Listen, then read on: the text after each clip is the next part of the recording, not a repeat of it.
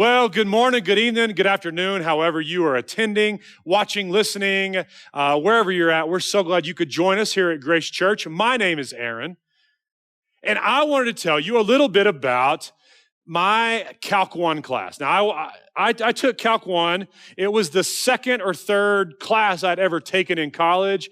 I came in, and I was really excited. I was a math major, and so I thought, man, this is going to be great. And we had this professor who managed to make, 80, 90, 100% of all the students furious before he even really started his first lecture. I'm not going to say his name, but he basically said something to the effect of this: hello, my name is blank. Welcome to Calculus 1. I hope if you are here that you're a very serious math student, because I'm a very serious mathematician. We thought, okay, that's great. That's what you want, very serious. He said, if you're in this class and you're an athlete, you should do us all a favor and drop out, because we all know that athletes are very stupid, they're very dumb, and you're not going to pass this class. And so if you come to me, do the right thing. I will gladly show you where the dumb person classes are. That was how he started. He then said, and if you are a football player, you're the dumbest of all athletes, you need to really drop this class, because I don't slow down for anyone. And so please drop this class if you are the dumbest of all the dumb athletes. And if you are a woman, I don't even know why they let you in, but you should be at home. And then he said, let's get started. And he began his lecture. He told us where to find tutoring and help and all that. But that's how he started his first Calculus 1 lecture. I mean, I think he had just taken the course, how to win friends and influence people, because, man, everybody was just excited about this guy. And let me just tell you, we later found out he wasn't just all talk, because he, if you missed a class because of sports, you had a legitimate reason, you were traveling, you were gone, he would not let you make up the work if you missed it. You actually had to turn in all of your stuff beforehand. That's if you could get him to give you the assignments. Even if he hadn't lectured on it, you had to turn it in before. I mean, it was crazy. It was crazy. He offered no help to us athletes. He offered no help. And he was just downright cruel to the ladies in the class. We actually, in Calculus 2, caught him in a pretty scandalous grading scandal, where he was giving athletes and females way worse grades than he was. I'm just going to say it, the nerdy kids in class. It was crazy. Like, we caught him in it. We had none of us came to class enthused. All of us hated it. We had tried to talk to the dean of students, and there was, he said there was nothing he could do. When we tried taking this all the way to the top, the president wouldn't see us about it. It was terrible. It was terrible. And those of us that were on scholarship, we couldn't drop the class. There was nobody else to take it from. He taught all the sections of Calculus 1 and Calculus 2. I mean, we couldn't just change. I mean, I guess you could have changed your major, but it was pretty bad. Have you ever been the object of someone's cruelty like that? Have you ever been in a relationship with a person that is abusive, maybe a cruel teacher or a terrible, awful coworker, a boss, or maybe even a parent, a sibling, a family member that every time that you're around them, it is just going to be terrible for you and maybe other people, but especially for you? You ever had a terrible, terrible, abusive, mean teammate? And so what do you do? What do you do with all that anger when you can't fix the source of the problem. I mean, you can't, it's like, okay, if I want to come home for the holidays, then I'm going to see this person because my mom or dad, the family won't tell them no, but I hate it. And I also want to be home and see the rest of my family, right? Or you're in a situation like I was in where you couldn't really drop the class. You couldn't take it from somebody else. I mean, it was, or you go to work and you go, so man, I like getting a paycheck and I can't really find another job, but I hate what is going on. What do you do with all the anger? With all the rage that is in when you can't fix the problem? Well, one of the things that we can do as people who are seeking after God is we can look to the Psalms. And I don't know if you've ever read the Psalms, but they're incredible. The Psalms demonstrate this huge range. I would say the entire gamut of human emotions. They cover the entire gamut of human emotions with our relationships with one another and our relationships with God, this God of heaven. And one of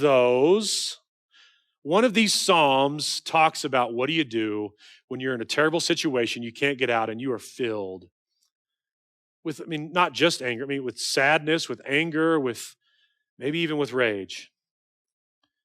Open with me if you would, if you have your Bible, Psalm 137. It'll also be up on the screen. Psalm 137. It's only 9 verses. We're going to read the whole thing together. It's very powerful.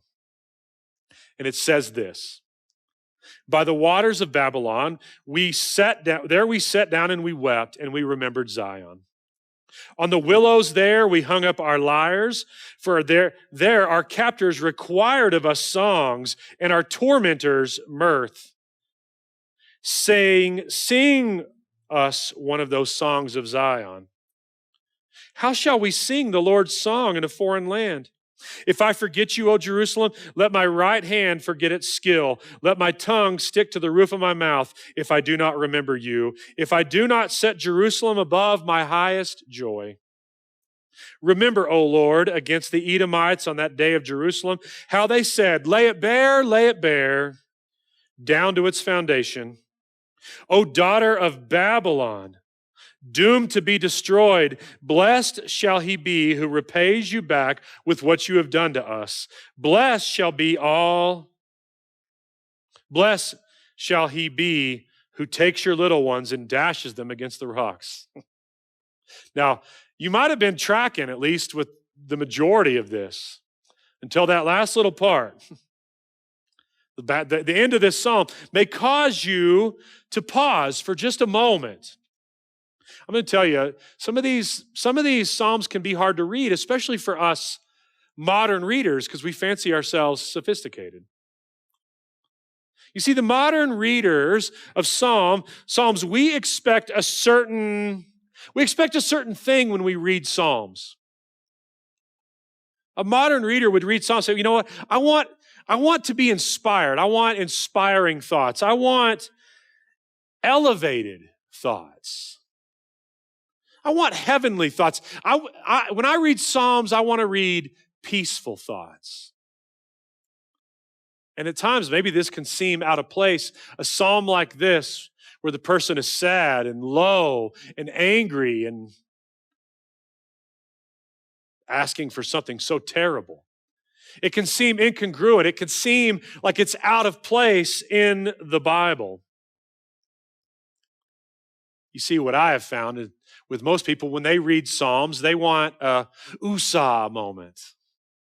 They want serenity now when they read the Psalm. That they want to pray that, that serenity prayer. God, just help me accept all the things I can't change and give me the courage to change the ones I can. Now, there are a lot of those kinds of sentiments in Psalms. There are lots of USA, give me serenity, give me peace. There's also lots of joy and elevated thoughts and heavenly thoughts and calming thoughts. But that's not the extent of the human experience. At least it's not for me, and it's not for you either. Your life is not, if you were to define your life. It would not just be full of these light, easygoing, heavenly, inspired thoughts. There's some real life too. You see, this prayer is powerful. But this prayer is also more importantly than it just being powerful and real, it's going to give you and me some information that we need. It's going to tell us some important things, some essential things about how to handle mistreatment. And I mean real mistreatment. Not, some jerk cut me off, which, I mean, that can ruin your day. But I'm talking like real mistreatment, where you are the object of someone's injustice, where you are the person that all of their firepower seems to be aimed at. And there's no way out, and you have nothing but anger and rage. How do you deal with this when this situation is unavoidable, unchangeable? How do you deal with it? And let me just tell you, we're gonna look at this Psalm 37, and break it down in a minute. But here's what I don't want you to do. What I don't want you to do is immediately go, you know what? I need to send this message to blank. You know who needs to hear this? You know who really, now, I'm not saying don't send it. I'm not saying that, but I don't want your first thought to be, oh, this is not for me. This is for someone else. I want you to look at your own heart and look at your own life and look at your own relationships and your own anger. And then after you do that, then you can send it to so-and-so, and you can apply it to whatever world event that you're mad about.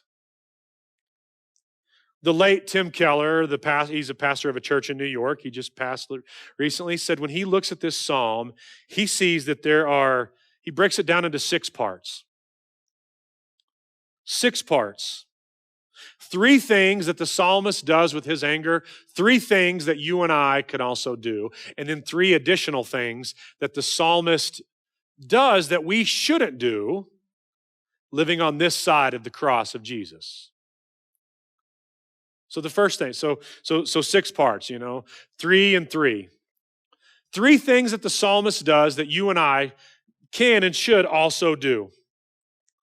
Now, the context of this psalm is very fitting because we've been talking about Nahum and Habakkuk and Zephaniah. And if you'll remember a couple weeks ago, Braden preached about Zephaniah chapter 1, about how God had said to Jerusalem, to Judah, you've gotten to the end of my rope. I have kept all of my commitments to you, but you have kept none of your commitments to me, to your God. And so now I'm going to discipline you. And I'm going to do that by bringing a foreign army in and punishing you. That foreign army is going to punish you. You are going to be carried off into exile, but don't worry, you are coming back. That's the message of Zephaniah chapter 1. And by Psalm 37, we get to that. The context of Psalm 37 is someone who remembers being carried off. They were in exile for about 60 years. They remember being carried off, or they remember living in exile, and now they're back in Jerusalem, in Judah, and they are recalling what life was like in Babylon. They're recalling what was it like living there.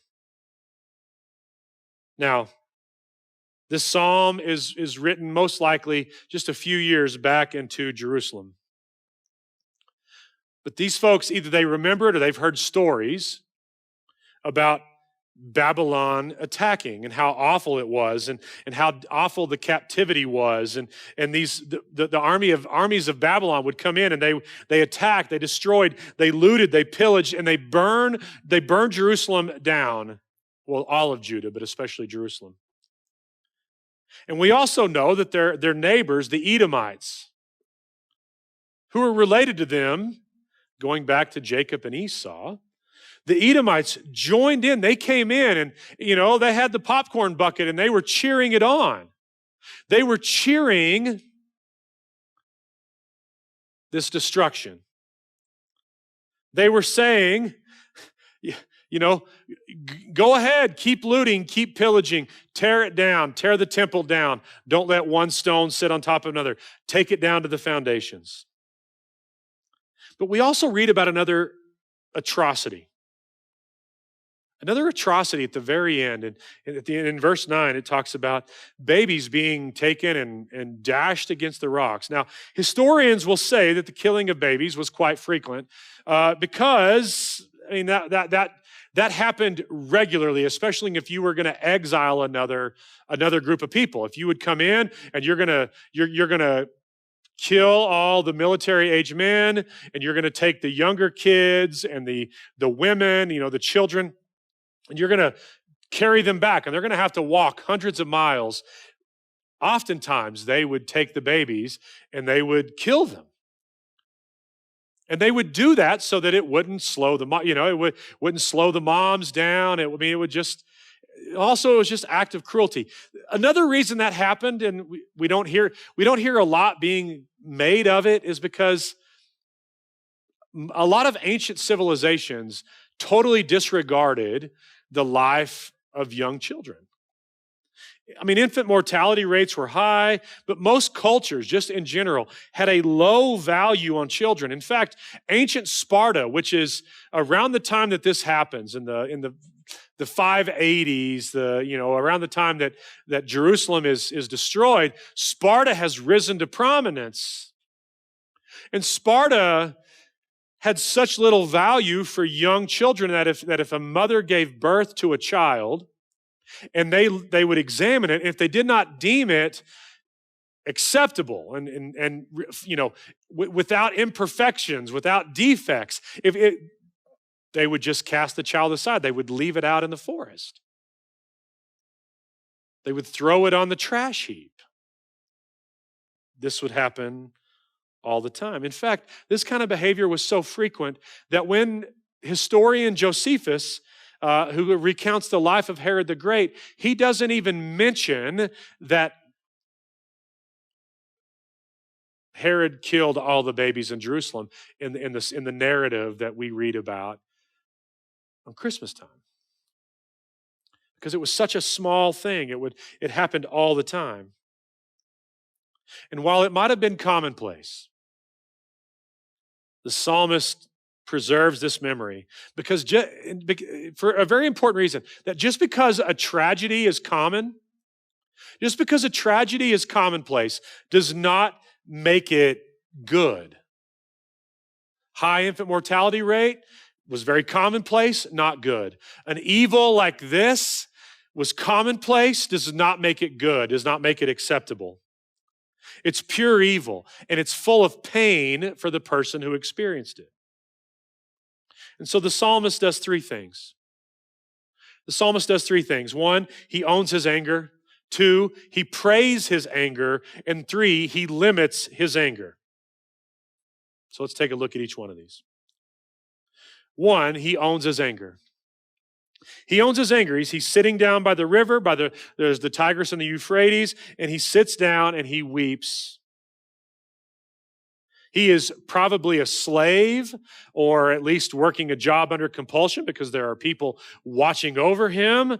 The tormentors, which I hear they're almost as bad as the dementors, but I don't know. But these tormentors and these captors are watching over them. And it says when they rest, they can only weep. They can only weep when they remember their home. But it wasn't just their home, it was their place of worship. It was where their family had lived. It was all of these things. It was where God himself dwelled. Now, they weep, but they also understand why they're here. They understand the words of Zephaniah. They understand the words that Zephaniah said, that God had laid on Zephaniah's heart, that said, you caused this with your idolatry, your lack of commitment. You said you were devoted to me, and you weren't. But they had hung up their harps, it says. These are musicians. You hear about the way they sing and they play. And they had hung up their harps, whether temporarily or whether it was permanently, because they could not bring themselves to sing. They had no motivation because they were in such a terrible place. And their captors mock them, we read. Their captors mocked them, said they required of us a song. The tormentors said, "Oh, sing us." They weren't trying to, show us how great and talented you are. No, these are mocking people.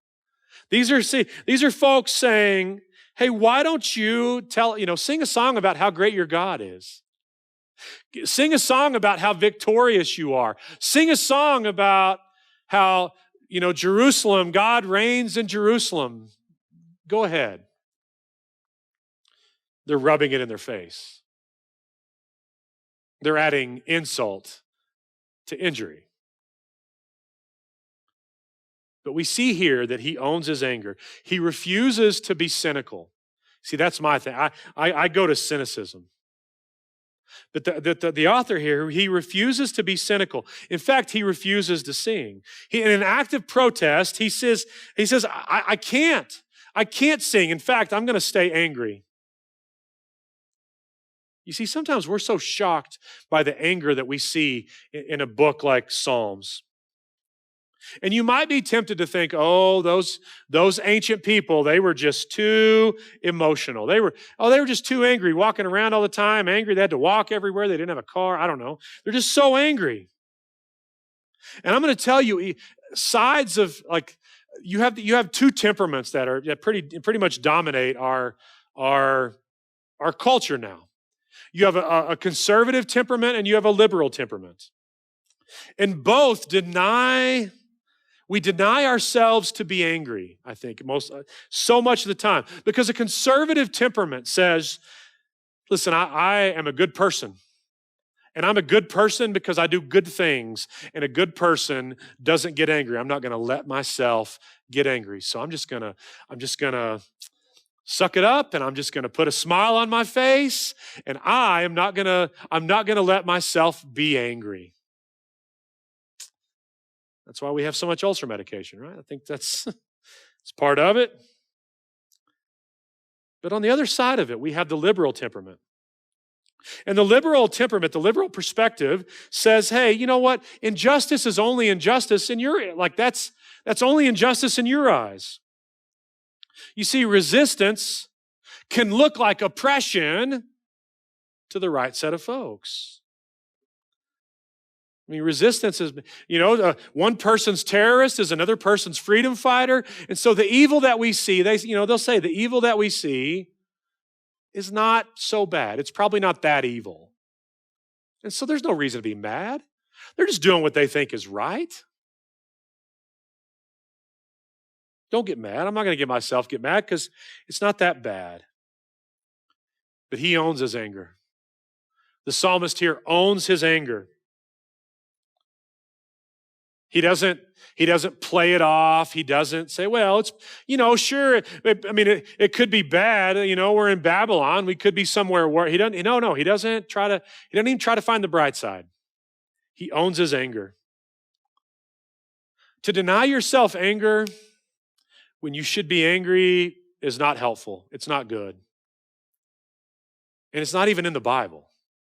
In fact, the Apostle Paul tells us, be angry, but don't sin. Be angry, but don't sin. Even Jesus himself, when the Pharisees try to catch him in a trap, it says he burns. He's angry when he heals the man. He's angry at the Pharisees. He's angry at this situation he's in. Jesus is angry when he turns over the temple, the money changers in the temple. Don't deny your anger, own it. So he owns his anger. You see, in fact, I'm going to say that whenever we deny our anger, I'm not angry, I can't get angry. I think about a passage like Hebrews 12 that says in verse 15, it says, see to it that no one fails to obtain grace, the grace of God, that no root of bitterness springs up and causes trouble. So what happens when we don't own our anger? It owns us. It becomes a root of bitterness. Own your anger. And the psalmist is angry and he owns it. Number 2 is he prays his anger. He prays his anger. In verse 7, he starts recalling all the things that he's mad about. He doesn't stifle his anger, but he doesn't let his anger and hate keep him away from God either. In fact, he processes his anger with God.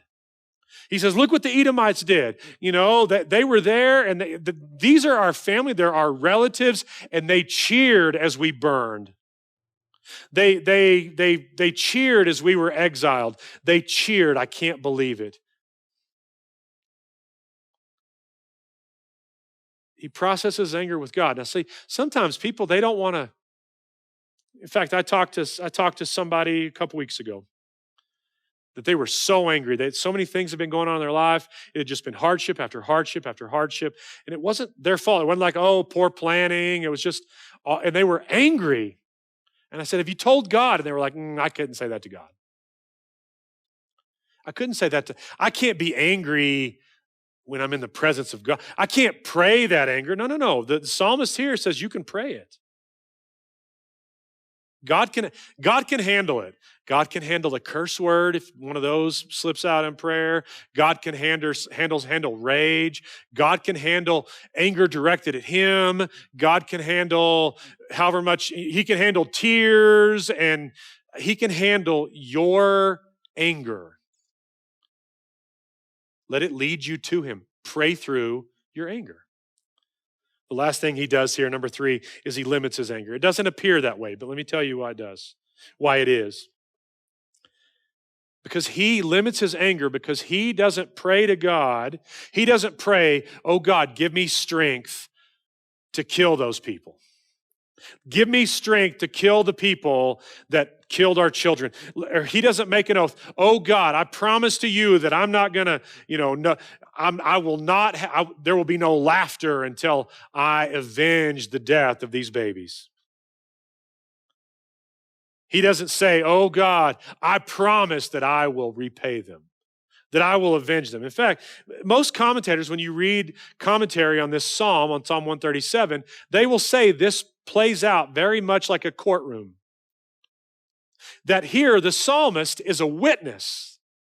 The psalmist is not the judge, he's not the jury, he's not the executioner, he is a witness only.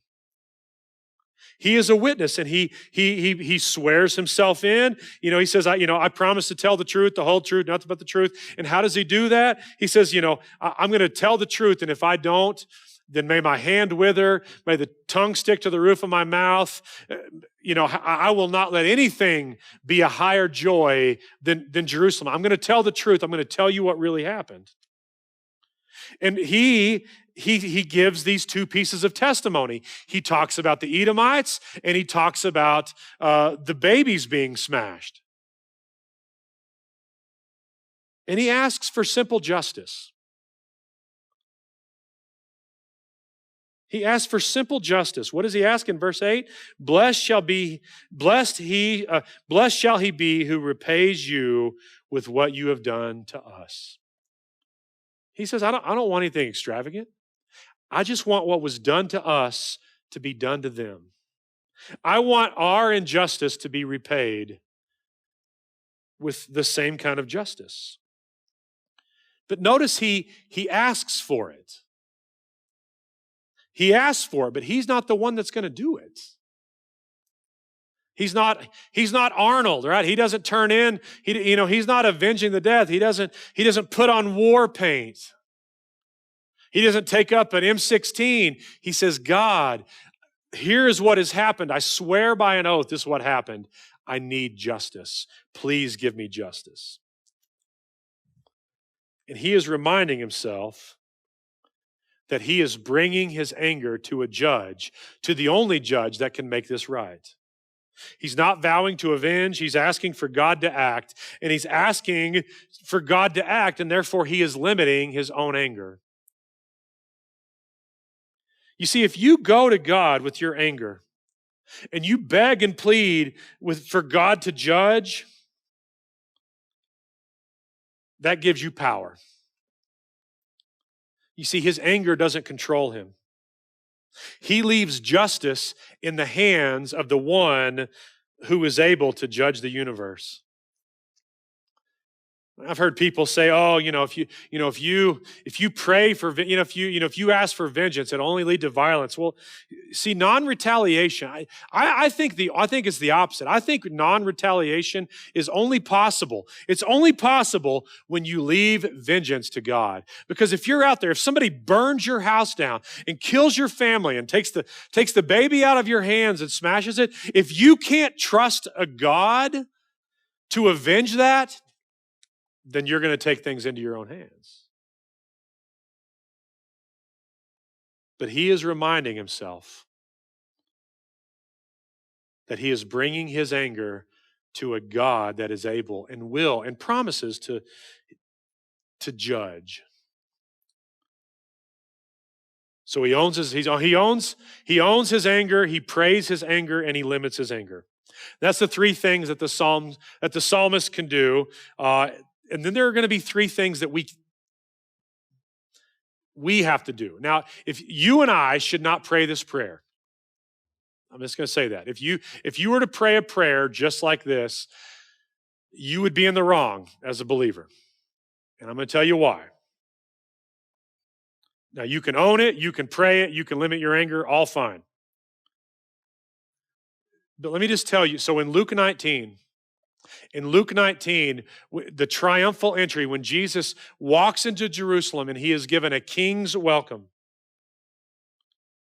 he says to them in Luke 19, he actually paraphrases this part of Psalm 137. He says, only if you could just see what was happening right now, if you could only see who I was, but you can't, it's hidden because of your evil. He says, because you can't see what's going on, your city is going to be torn down. They're going to lay it bare, and your babies are going to be smashed against the rock.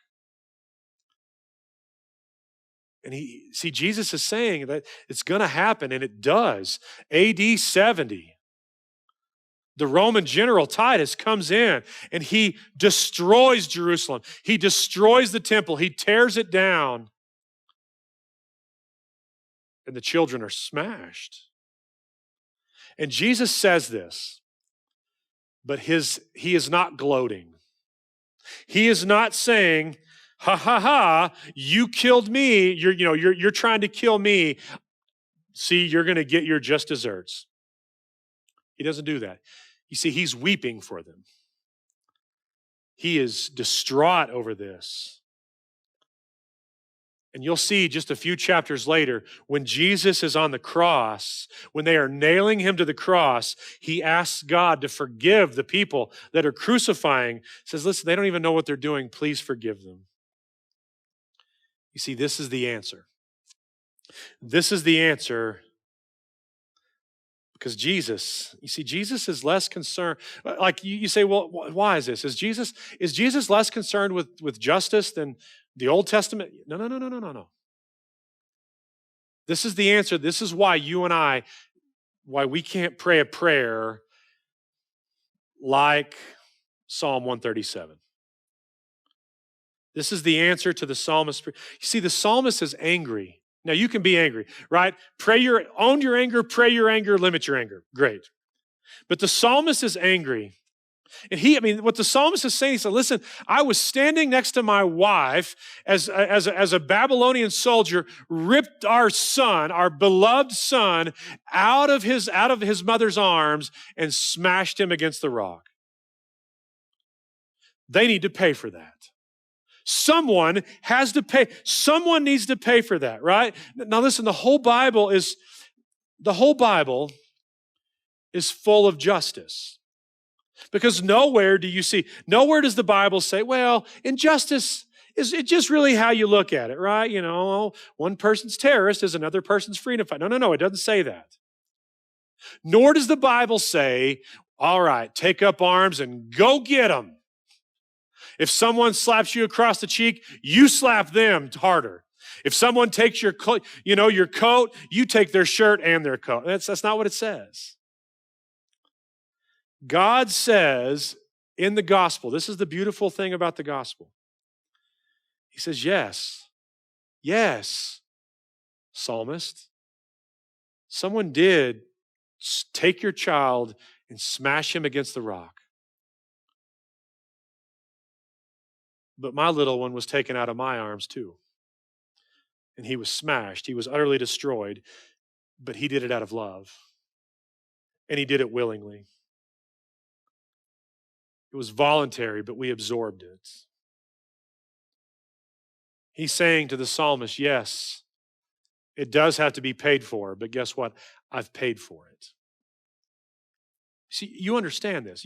You understand this as a person.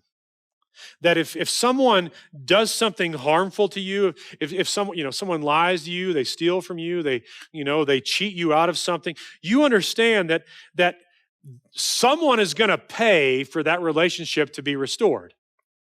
Either they stole $200 from you, they're going to pay you $200 with interest or something. It's going to cost them to restore that relationship. Once you're made whole, you're like, oh, great, I can do this. But if you forgive them, it costs you. But you understand that. If someone says, I'm so sorry, I shouldn't have done that, and you forgive them, it still costs you a great deal. There's an emotional cost to that. There's an emotional cost. So either the perpetrator must pay back, or the one who forgives pays a big cost. How much more than that is something like the psalmist talking about? God is saying, yes, to make things right, someone does need to pay, and I did. God let his little one be dashed so that you and I don't have to continually look for vengeance. So there's three things really quickly that we can do. Really quickly, there's three things. If you know that Jesus was smashed on the rock for you and for me, then you can do three things. First one is pay it forward. The second one is will the good. And the third is check your idols. First one, pay it forward. When you forgive, it is costly. But true forgiveness means that you don't bring it up to them, you don't bring it up to anyone else, and you especially don't bring it up to yourself. Right? When you have actually, we all know people that have given a pseudo forgiveness. You have wronged them and they're like, no, I forgive you. But anytime that you need something, anytime that they say, hey, can you? And you know that if you say no to them, that they're going to say, well, what about that time that you really messed me over and I forgave you like a great person I am? Like, we all have been there. But if you're going to truly forgive, that means that you aren't going to bring it up to them and you aren't going to bring it up to yourself. You're not going to replay it over and over and over and over in your head. But you're going to pay, you see, you are going to pay down that debt. And so why do you do it? One, it's good for you to hold. You don't want a root of bitterness. You don't want all that unforgiveness and bitterness. I mean, you've heard it said, that all that's doing is taking poison and waiting for, it's like you drinking poison and waiting for the other guy to die. It's silly. It's good for you. But why else should you forgive? Because Jesus forgave you. Look at what it cost him. And he tells you, if I was able to forgive you, if all it cost me was all I had, then you should forgive others. Pay it forward. Second, will the good. See, the cross is kind of weird. The cross is highly offensive. Because when on the cross, Jesus is saying, he's saying to you and to me, to everyone, he's saying, hey, you are incapable of doing good. Hey, you are incapable of not being evil. You are incapable of deserving a relationship with God. You are so evil that my death is the only hope that you have for eternal life. And that can be insulting.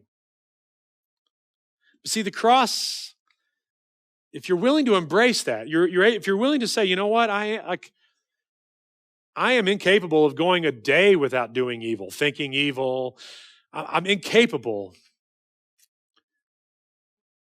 And if you can embrace that, then you can see that the cross is also a sign that you are so loved, that God has said, I am willing to have my son dashed against the rocks for you. And that's being loved. Now listen, forgiveness is not being a doormat, right? It's not letting people mess you over. It's not that. But when you've forgiven them, then you will the good, you are helping them to be able to forgive as well. And then you can seek justice without seeking their destruction. God, forgive them because they don't know. Third is check your idols. If you have paid it forward and if you willed the good and you are still dealing with unforgiveness, it's like, yeah, but you don't know what he said, or you don't know what she did, or you need to check the idols in your life.